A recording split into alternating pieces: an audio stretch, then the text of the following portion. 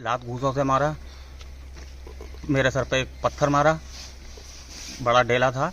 वो तो किस्मत थी, ये समझिए कि मिट्टी का था, तो उतनी ज़्यादा चोट नहीं लगी।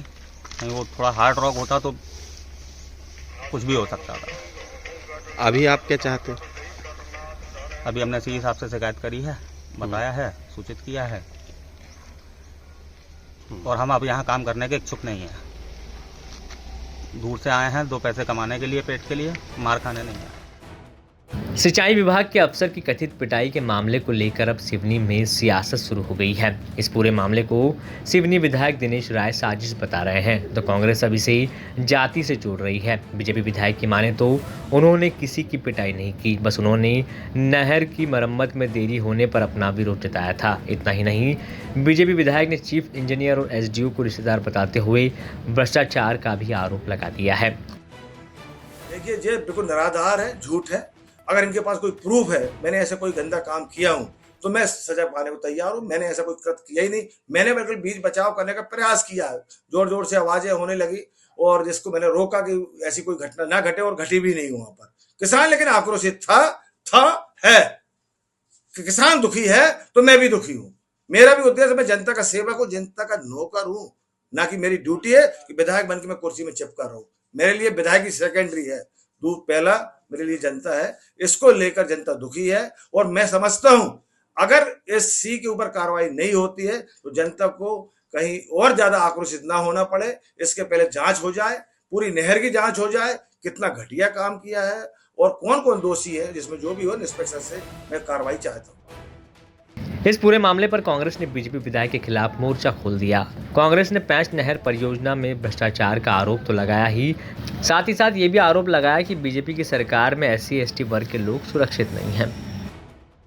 वहाँ पहुँच के उन्होंने जो घिनौना कृत्य किया, मैं नहीं समझता कि किसी जनप्रतिनिधि को किसी सरकारी कर्मचारी अधिकारी पे इस तरह से कानून हाथ में लेकर हमला करने की कोई जरूरत पड़ती। और दूसरी बात, सबसे बड़ी बात यह है कि जो जिन किसानों के लिए गए थे ये, तो जो उनके साथ लोग गए थे, ये भी पता किया जाए कि इनके साथ जो लोग गए थे वो किसान है कि नहीं है, और यदि है भी तो उनका कोई आपराधिक रिकॉर्ड तो नहीं है।